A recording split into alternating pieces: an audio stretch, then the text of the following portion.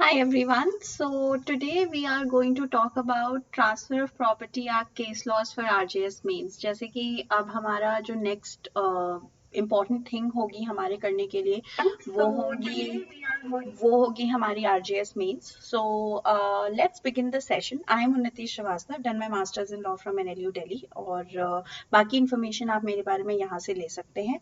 And let's begin the lecture. So before we begin the lecture, please like and share the session and also press the bell icon and subscribe to the channel.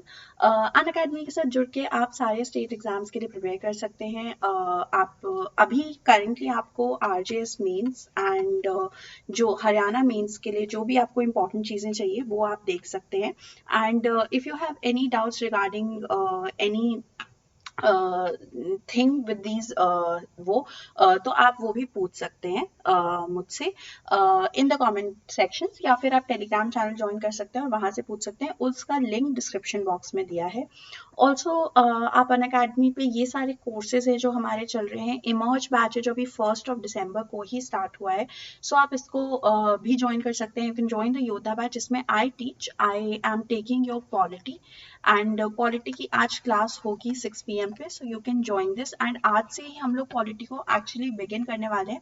हमने एक session polity पे अभी तक किया है but the next session जो आज का जो सेशन होगा उसमें हम लोग क्योंकि जो फर्स्ट सेशन था उसमें बेसिकली हमने थोड़ा ओवरव्यू लिया था पॉलिटी का and also we took the overview of कि कैसे हमारा हम कैसे जीएस के लिए प्रिपेयर कर सकते हैं. बट आज का session will be the most important session जिससे हम स्टार्ट करेंगे जो कि 6 बजे स्टार्ट होगा. Then we also have judiciary iconic now जिसमें लाइव मेंटोरशिप आपको मिल सकती है. आपको लाइव डाउट सॉल्विंग मिल सकती है और मेंस फोकस टेस्ट सीरीज भी मिल सकती है जो कि अभी आपके लिए बहुत इंपॉर्टेंट होंगी as Rajasthan and Haryana is here. Also special classes मेरी स्पेशल क्लासेस होती हैं इन 4 सब्जेक्ट्स पे: constitution law, criminal procedure, Indian evidence act and IPC. जिनको भी आप ज्वाइन कर सकते हैं, देख सकते हैं. आप मेरी प्रोफाइल को फॉलो कर सकते हैं फ्रॉम दी उसका लिंक डिस्क्रिप्शन बॉक्स में दिया है. And you can also connect with me on Unacademy and you can see my sessions there. We have regular mock tests that are available on these subjects, which are the core subjects for judiciary, IPC, CRPC, CPC, Evidence Act. जिसको भी आप देख सकते हैं. Friday को every Friday there is a mixed pack series जिसको भी आप अटेम्प्ट कर सकते हैं. In fact for YouTube as well I have plan that हम लोग हफ्ते में एक टाइम पे सिर्फ एक टेस्ट करेंगे which will also be a mix pack series. तो आप उस टेस्ट को भी ले सकते हैं. Also, this is the subscription pricing that is available. आप 12 months का subscription ले सकते हैं. You can also take 18 month subscription. All that you have to do is use the code UNNATILIVE and इस code का इस्तेमाल करके आपको additional 10% off मिल जाएगा. So you can take the subscription. Also, you can connect with Unacademy on the Telegram channel and as I've already told you can connect with me on my Telegram channel through the description box. So let's begin the lecture. So हम लोग इसमें जो most important sections हैं हमारे TPA के उससे related जो भी important cases हैं उनको discuss करेंगे. थोड़ा सा section का overview भी ले लेंगे in case you have any confusion regarding that. You can also ask that कि अगर आपको कुछ सेक्शन में प्रॉब्लम है तो आप पूछ सकते हैं. सो पहला जो सेक्शन हम डिस्कस करने वाले हैं वो है रूल अगेंस्ट एलियनेबिलिटी जो कि सेक्शन 10 में बात करता है. सेक्शन 10 ये कहता है कि अगर कोई एब्सोल्यूट रेस्ट्रेंट लगाया जाता है, okay, if there is an absolute restraint किसी भी प्रॉपर्टी के एलियनेशन पे, if there is an absolute restraint then in that case you can always आप उसको वो कर सकते हैं. You can उस absolute restraint को आप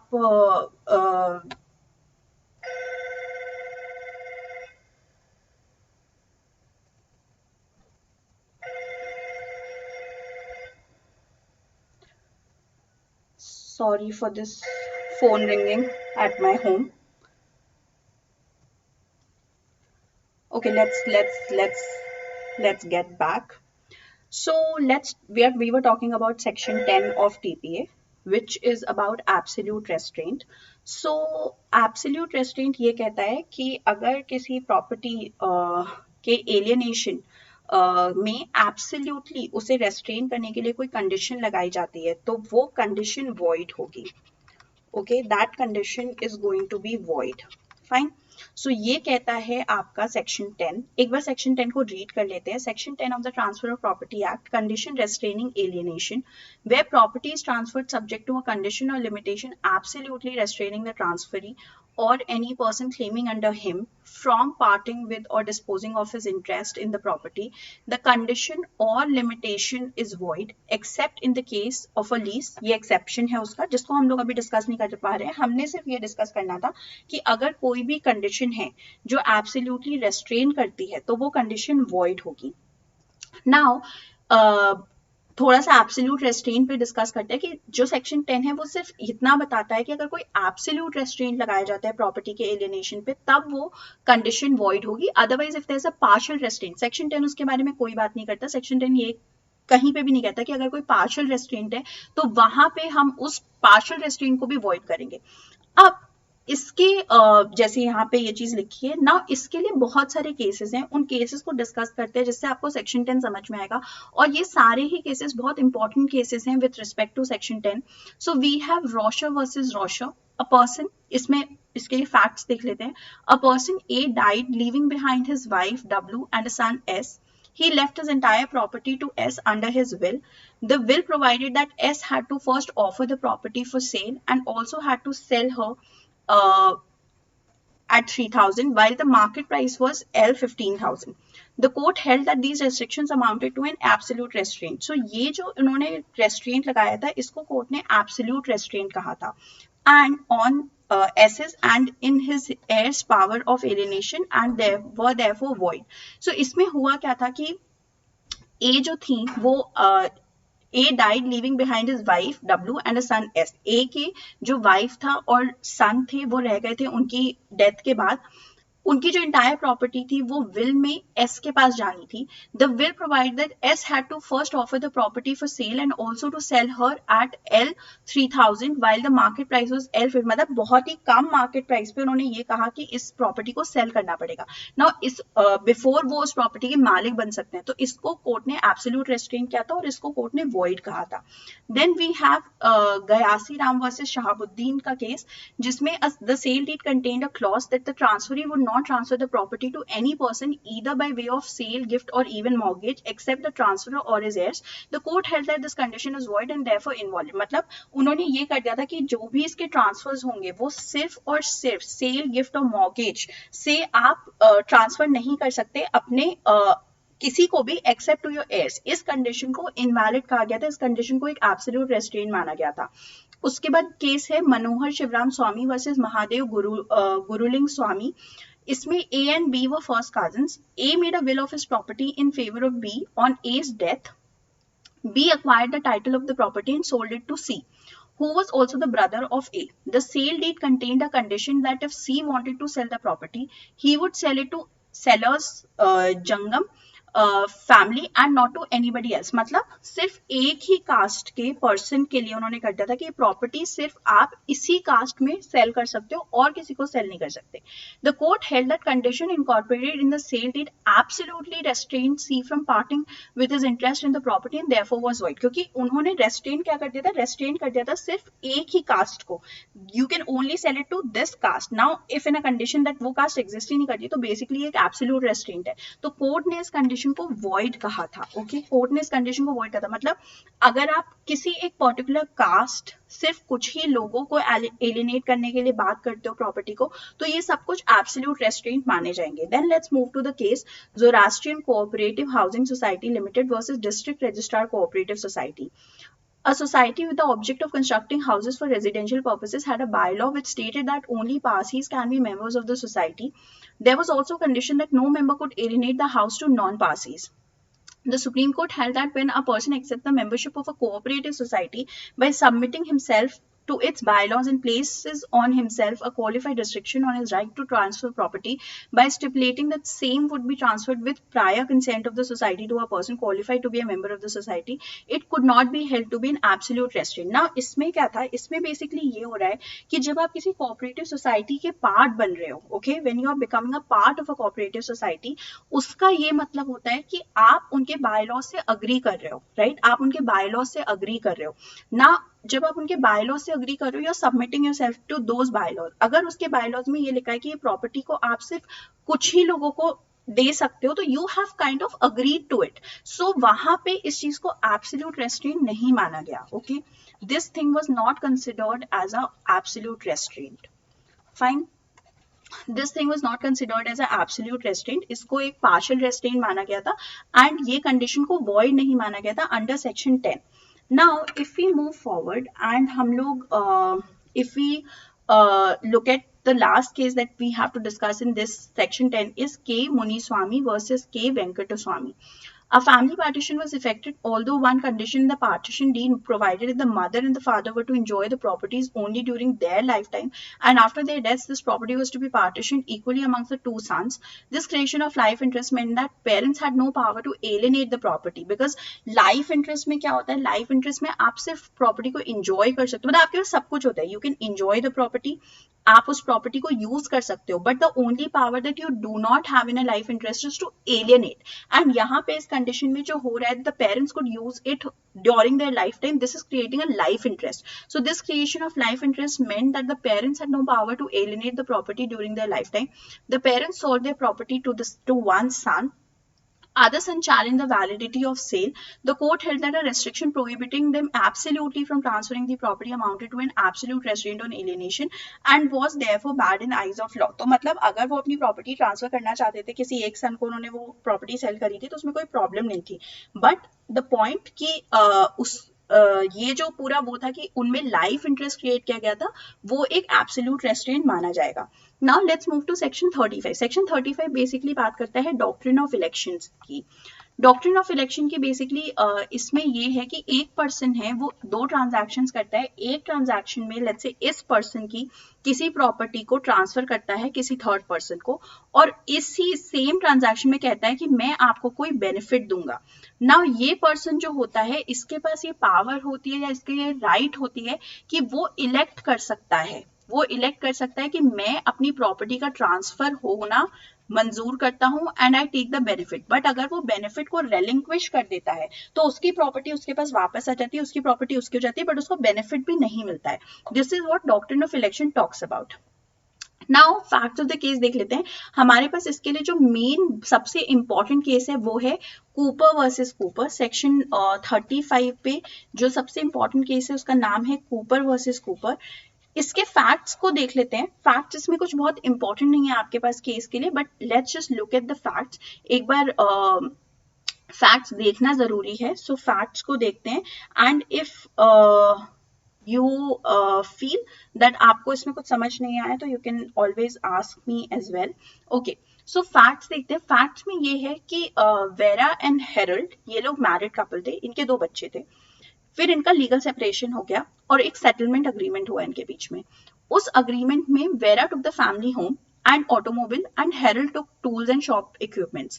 With the name of Harold, 4 policies were there and Vera also was the beneficiary in all those policies. मतलब कुछ policies साथ में थी because ये husband wife थे और उसमें Harold के नाम पे वो properties थे और Vera जो थे वो उसके beneficiary थे।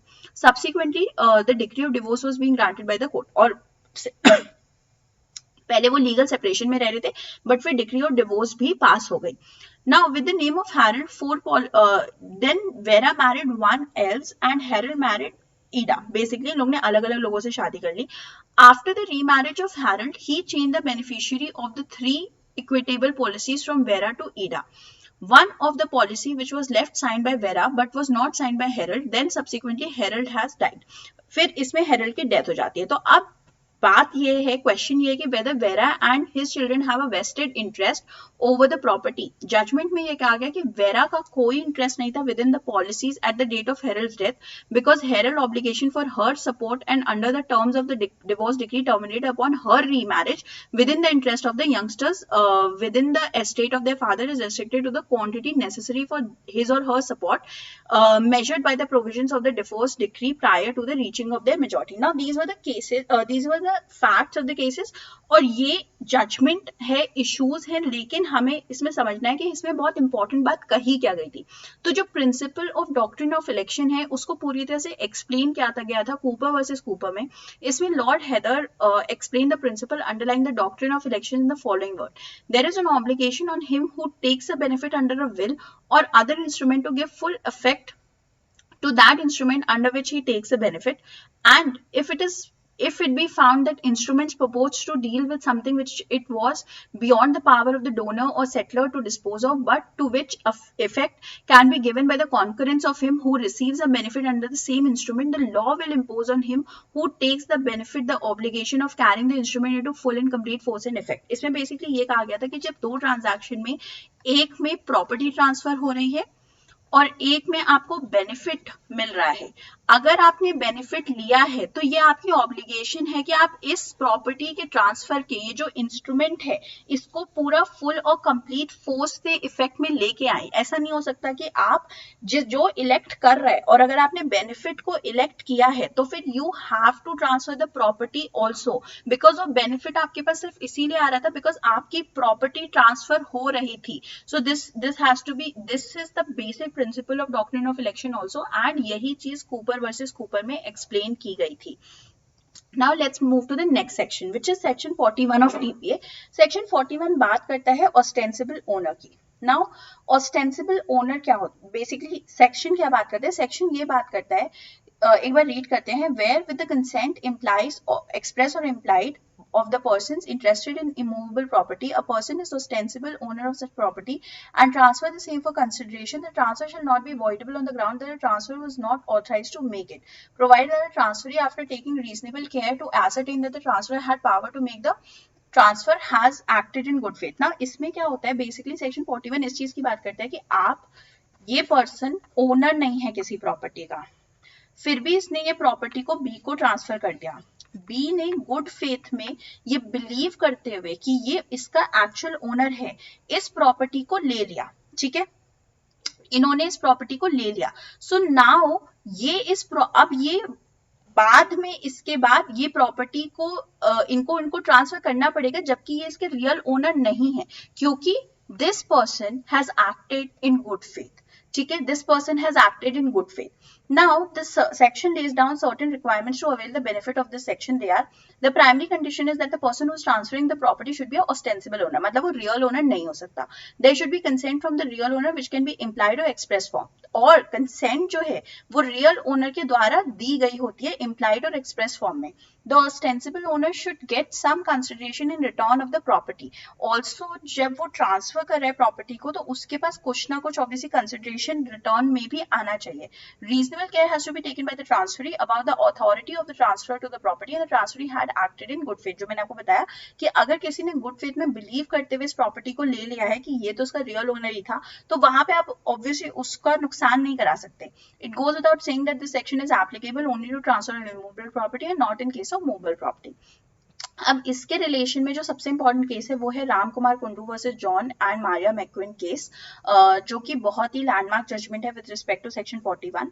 In this case, the plaintiff who had inherited property by way of a will came to know that someone else had already purchased this property in her name and subsequently sold this property to a third person. अब एक person है, उसको will के द्वारा एक property मिल रही है, पर इस पर्सन को पता क्या चलता है कि ये जो प्रॉपर्टी है ना, ये ऑलरेडी सोल्ड, मतलब इसको कोई और इनके ही नाम में सेल ऑफ कर चुका है already. sold this property to a third person by making him believe that he had a good title over that property. Now वो इस प्रॉपर्टी का मालिक नहीं था, क्योंकि मालिक तो ये है क्योंकि इनके पास विल के थ्रू ये प्रॉपर्टी आई है, बट उन्होंने प्रॉपर्टी को सेल ऑफ कर दिया और ये जो बेचारा उसका जिसने खरीदा था, the buyer of the property actually believe कि ये पर्सन उसका रियल ओनर है। Okay, this person had a good title over that property. The whole transaction was a benami transaction but was not known to anyone except the person who sold the property. Okay, the whole transaction was a benami transaction but was not known to anyone except the person who sold the property. The plaintiff sued the third party for recovery of the possession of the land, but the committee held that it is a principle of natural equity which must be universally applicable, that there where one man allows another to hold himself out as a owner of an estate and a third person purchases it for value from the apparent owner in the belief that he is the real owner, the man who so allows the other to hold himself out shall not be permitted to recover upon his secret title unless he can overthrow that of the purchaser by showing either that he had direct notice or something which amounts to constructive notice or the real title, or that there existed circumstances which ought to have put him upon an inquiry that if prosecuted would have led to discovery of it. So basically इसमें क्या कह रहे हैं, इसमें ये बात कह रहे हैं कि अगर एक पर्सन ने प्रॉपर्टी को ट्रांसफर कर दिया तो ये तो एक नेचुरल इक्विटी है कि भाई जिस पर्सन ने प्रॉपर्टी खरीदी है अगर उसको नोटिस नहीं था उस चीज का, कंस्ट्रक्टिव नहीं था, कोई भी तरह का नोटिस नहीं था कि ये प्रॉपर्टी इस पर्सन की नहीं है जो इसे ट्रांसफर कर रहा है, तो हम उसका लॉस नहीं करा सकते, और यही सेक्शन 41 कहता है. सो इस केस में बेसिकली जो थर्ड पार्टी का लॉस हो रहा था उसको अलाउ नहीं किया जाएगा. ठीक है. So it was thereby held that the plaintiff can not take back the property from the third party, क्योंकि एक बेसिक रूल है थर्ड पार्टी का लॉस कभी ही नहीं कराया जाता है. ठीक है. So was a legit from the third party and that the transfer was a legitimate transfer in the eyes of the law. This wordings used in this case can be seen in the section 41 of the act which deals with ostensible owner. So this case is a very important case with respect to section 41. Now let's move to the next section which is section 43. Feeding the grant by estoppel. इसको हम लोग इसके लिए use करते हैं. Feeding the grant by estoppel. Before we read, मैं आपको इसका कॉन्सेप्ट बताती हूँ कि सेक्शन 43 का कॉन्सेप्ट क्या है. सेक्शन 43 टीपी का कॉन्सेप्ट बेसिकली ये है कि अगर किसी पर्सन ने ये जब वो उस प्रॉपर्टी के मालिक नहीं थे तब उन्होंने फ्रॉडुलेंटली एरोनियसली ये रिप्रेजेंट करके कि मैं इस प्रॉपर्टी का मालिक हूँ, इस प्रॉपर्टी को बेच दिया और उसके बाद सब्सिक्वेंटली वो इस प्रॉपर्टी के मालिक बन गए, तो फिर वो ये नहीं कर सकते कि मैं अभी क्योंकि मैं इस प्रॉपर्टी में कोई हक ही नहीं रखता था, ये तो मेरा एक्चुअली एक अपेरेंट इंटरेस्ट था, एक स्पेस सक्सेशनिस्ट था. उसका कॉन्सेप्ट जो है कि मैं तो रियल ओनर था ही नहीं इसका जब मैंने ट्रांसफर किया था. तो कहते हैं ना जो सेक्शन 6 का आपका आता है स्पेस सक्सेशनिस्ट का जो आपका कॉन्सेप्ट आता है जिसमें ये कहा जाता है कि जो पर्सन रियल ओनर नहीं है प्रॉपर्टी का वो उसको ट्रांसफर ही नहीं कर सकता. राइट. एक एयर अपेरेंट मतलब आप शायद उस प्रॉपर्टी में मालिक बन सकते थे, तब तक आप उसको ट्रांसफर, एक फ्यूचर इंटरेस्ट है आपका उस प्रॉपर्टी में तो आप उसे ट्रांसफर नहीं कर सकते. Similar thing. बट सेक्शन 43 कहता है कि अगर आपने किसी को ये शो किया कि आपकी ये प्रॉपर्टी है और उस पर्सन ने उस प्रॉपर्टी को बाय कर लिया इन गुड फेथ, तो फिर वो प्रॉपर्टी को आप रिट्रैक्ट नहीं कर सकते जब वो प्रॉपर्टी आपकी हो जाती है. So according to section 43 of the transfer property act 1882, in case a person either fraudulently or erroneously represents that he is authorized to transfer certain immovable property and does some acts to transfer such property for consideration, then such a transfer will continue to operate in future. It will operate on any interest which the transferor may acquire in such property. This will be at the option of the transferee and can be done during the time during which the contract of transfer exists. As per this rule, the rights of bona fide transferee who has no notice of the earlier transfer or of the option are protected. This rule embodies a rule of estoppel, that is a person who makes a representation cannot later on go against it. यही बात मैंने आपको बताया कि estoppel, feeding the grant by estoppel की बात इसमें की जाती है. Now section 6 जैसे मैंने आपको बोला स्पेस सक्सेशनिस्ट का जो मैटर है 6A में, जो स्पेस सक्सेशनिस्ट की हम लोग बात करते हैं कि अगर आप एक एयर अपेरेंट है, अगर कोई फ्यूचर में आपको मिलने वाला है कोई इंटरेस्ट, उस बेसिस पे आप आज ट्रांसफर नहीं कर सकते. कहीं ना कहीं सेक्शन 43 में भी यही हो रहा है. हो सकता है फ्यूचर में आपको कोई इंटरेस्ट मिलने वाला था बट उसने उस चीज को आपने आज ट्रांसफर कर दिया. नाउ एक इसके बीच में कंट्रोवर्सी लगती है बट इस पूरी कंट्रोवर्सी को सेटल किया गया था जुमा मस्जिद मरकारा वर्सेस कोडी मनियंदरा के केस में, एंड इस केस को समझते हैं. इसने इस कंट्रोवर्सी को सेटल डाउन किया है कि 6A और 43 के बीच में कोई कंट्रोवर्सी नहीं है. The court held that when a person transfer property representing that he has present interest therein whereas he has in fact only a spes successionist, the transferee is entitled to the benefit of section 43 if he has taken the transfer on the faith of that representation and for consideration there is no conflict in sections 41 and 43 and both can operate simultaneously. In Juma Masjid case, an heir apparent sold air apparent I hope सब समझते हैं। Air apparent का मतलब होता है कि ये person अभी ओनर नहीं है प्रॉपर्टी का, बट ऐसा लग रहा है कि फ्यूचर में ये ओनर बन सकते हैं प्रॉपर्टी के। Okay, sold his would be share in a joint property to the masjid, claim subsequently acquisition under section 43, मतलब अपने शेयर को उन्होंने मस्जिद को सेल किया जो शेयर उनका उस समय पे नहीं होता था, एंड सब्सिक्वेंटली उनको वो शेयर मिल गया। तो उन्होंने फिर बाद में ये कहा कि अभी तो ये मैंने शेयर सेल किया था, तब वो शेयर मेरा था ही नहीं, तो ये शेयर मेरे को अब मैं उसको नहीं दूंगा, और ये जो मेरा ट्रांसफर है ये वॉइड है क्योंकि ये शेयर कभी था ही नहीं मेरा। तो इसमें उन्होंने, और ये चीज सेक्शन 6 के हिसाब से ये वैलिड नहीं है, बट इस केस में सुप्रीम कोर्ट ने कहा that section 43 would apply and subsequent acquisition shall pass on the masjid. जो भी जिस चीज का भी आप जो शेयर पास कर रहे थे, वो शेयर का जो एक्विजिशन है वो आपको मस्जिद को जाएगा। The court held that 6A was a rule of substantive law, whereas section 43 is a rule of evidence. It is based on estoppel. Then let's move to section 52. Section 52 बात करता है doctrine of lis pendens. Now doctrine of lis pendens कहता है कि अगर कोई suit, एक property है जो कि अभी सूट में है, एक लिटिगेशन है जो कि पेंडिंग है, ओके, एक लिटिगेशन है जो कि पेंडिंग है, तो उस प्रॉपर्टी का ट्रांसफर नहीं हो सकता। अब उसकी बहुत सारी कंडीशन सेक्शन 52 में बताइए, जिसकी हम लोग डिटेल्स में नहीं जाएंगे, बट इसके रिलेशन में केस को समझेंगे, जिस केस का नाम है Bellamy versus Sabine. Okay, Bellamy versus Sabine, wherein Lord Justice Turner, he observed that a doctrine of Lispando was a doctrine common to the courts of law as well as equity, since it would become almost impossible for the suit that is instituted in a court to be adjudicated. अब जैसे कोई suit है, अगर जो suit जिस चीज के बारे में है, उसी सूट को अगर आप उस प्रॉपर्टी को ही आप सेल ऑफ कर देते हो, ठीक है, अगर ये अलाउड होता है कि एक लिटिगेशन चल रही है और उस प्रॉपर्टी को आप सेल ऑफ कर दे, तो फिर तो वो सूट का एडजुडिकेशन कभी हो ही नहीं पाएगा। So it is actually for the purposes of for the law and equity के पर्पज से दिस इज इंपॉर्टेंट कि ये चीज अलाउड ना की जाए। So let's come back. Since it would become almost impossible for the suit that is instituted in a court to be adjudicated if alienation sponte light were allowed to prevail, the plaintiff in such a situation would be liable to be defeated by the defendants, causing the alienation before the judgment is passed. इसमें क्या मतलब है? Let's say A जो है वो आपके plaintiff हैं और B जो है वो आपके defendant है। अब जो प्रॉपर्टी है वो ये प्रॉपर्टी डिस्प्यूट में है और इस प्रॉपर्टी को लेट्स से इन्होंने डिस्पोज ऑफ कर दिया, तो ए तो कभी भी अपना केस जीत ही नहीं पाएगा ना, क्योंकि अगर हम लिटिगेशन के दौरान उस प्रॉपर्टी का एलिनेशन अलाउ कर देंगे तो so that is why doctrine of lis pendens कहता है कि जब तक लिटिगेशन चल रहा है तब तक वो प्रॉपर्टी जो डिस्प्यूट में है उसको आप ट्रांसफर नहीं कर सकते। Let's come to section 53 of PPA which defines fraudulent transfer.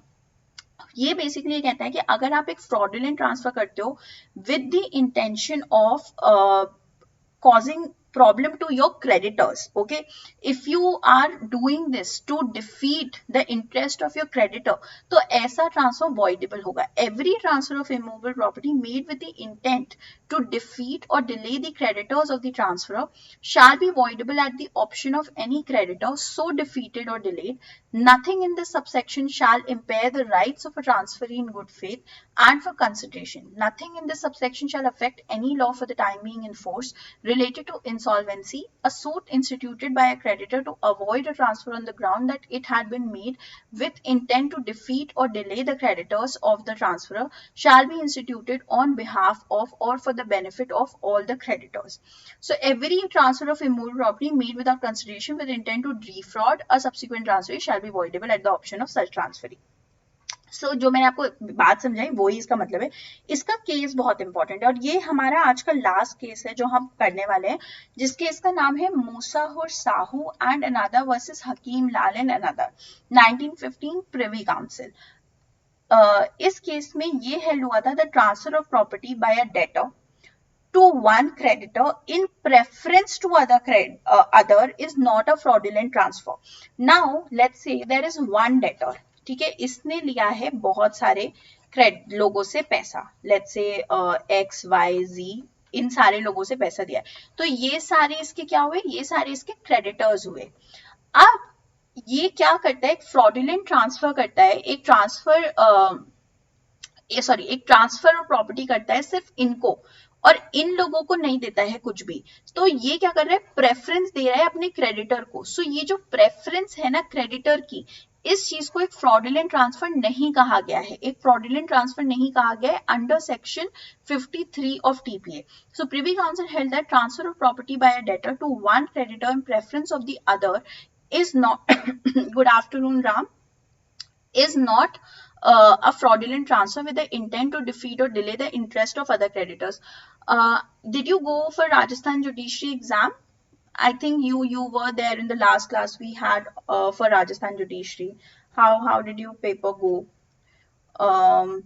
अच्छा, एक बात इंपॉर्टेंट है इसमें, if one creditor represents the other creditors, the purpose of this rule is to protect the debtor from the multiplicity of the suits by the other creditors. ठीक है, so multiplicity of suits तो is not good for the law, so इसलिए ये important है। एक बार सारे cases को वापस से देखते हैं, क्विक रिवीजन करते हैं and then we'll end the session. So हमने सेक्शन 10 में काफी सारे केसेस को डिस्कस किया, Rosher versus Rosher, Gyasi Ram versus Shahbuddin, Manohar Shivram Swami, जिसमें हमने बेसिकली ये समझने की कोशिश करी है कि कौन सी कंडीशन एब्सोल्यूट रेस्ट्रेंट होगी, कौन सी कंडीशन एब्सोल्यूट रेस्ट्रेंट नहीं होगी। So do look at these cases, this case is very very important. Zoroastrian cooperative housing society limited versus district registrar cooperative societies. This is a important case because ये basically बात करता है कि अगर आप किसी सोसाइटी के बायलॉज से अग्री करते हो तो फिर वहां पे जो आपके ट्रांसफर्स, अगर आपको रेस्ट्रिक्ट किया जाता है कि अपनी प्रॉपर्टी को सिर्फ कुछ ही लोगों को ट्रांसफर कर सकते हो, एक पर्टिकुलर रिलीजन को ट्रांसफर कर सकते हो, तो फिर वो सब कुछ हम एब्सोल्यूट रेस्ट्रेंट में नहीं आता है। ठीक है, अदरवाइज अगर आपको रेस्ट्रेन किया जाता है कि आप सिर्फ किसी एक कास्ट में ट्रांसफर कर सकते हो या इस तरह का कुछ कर सकते हो, तो फिर वहां पे definitely it's considered as an absolute restrain. Section 35 में हमने जो केस देखा है वो है Cooper versus Cooper. Cooper versus Cooper में सेक्शन 35 का जो कॉन्सेप्ट था उसको पूरी तरह से एक्सप्लेन किया गया था। Then when we talk about section 41 we are talking about ostensible owner, and इसमें Ram Kumar Kundu versus John and Maria McQueen case था, जिसमें हमने पूरा ऑस्टेंसिबल ओनर का कॉन्सेप्ट समझा है। ये समझा है कि इवन इफ आप उसके ओनर नहीं थे जब आपने उस प्रॉपर्टी को ट्रांसफर किया था, बट फिर भी अगर जो ट्रांसफर ही है उसने उस केस में उस प्रॉपर्टी को बिना गुड फेथ में आपसे लिया है, तो फिर वो प्रॉपर्टी आपको उसको ट्रांसफर करनी पड़ेगी। Similarly 43 is also feeding ground by estoppel का वो होता है, जिसमें मैंने आपको spes successionis which is section 6A and also section 43 की कंट्रोवर्सी को सेटल करता हुआ एक केस डिस्कस किया है जिसका नाम है जुमा मस्जिद मरकारा वर्सेस कोडे मनियंदरा। इस केस में ये समझाया गया था कि स्पेस सक्सेशनिस्ट और सेक्शन 43 एक दूसरे के ऑपोजिट में, मतलब ऐसा नहीं है कि सेक्शन 6 में अगर ये कह दिया गया है कि कोई भी एयर अपैरेंट ट्रांसफर नहीं हो सकता, तो कल जाके आपको 43 आपकी मदद के लिए नहीं आ सकता, 43 फिर भी आपकी मदद के लिए आ सकता है। करेक्ट सपना।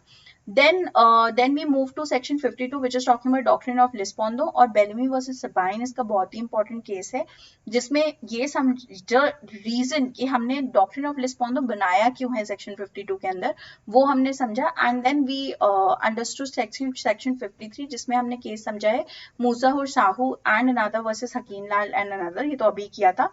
सो thank you so much, that's all that we were suppose to discuss. ये आपके मेंस के लिए बहुत ही इंपॉर्टेंट होंगे जब भी आप मेंस, और यही सेक्शंस हैं, ये आपके मेजर सेक्शंस है जो आपसे मेंस में पूछे जा सकते हैं। तो इन केसेस को जरूर याद रखिएगा, अगर इन सेक्शंस पे क्वेश्चन आता है तो ये केसेस भी आपको वहां पे मेंशन करने होंगे। So before you leave please like and share the session and press the bell icon and subscribe.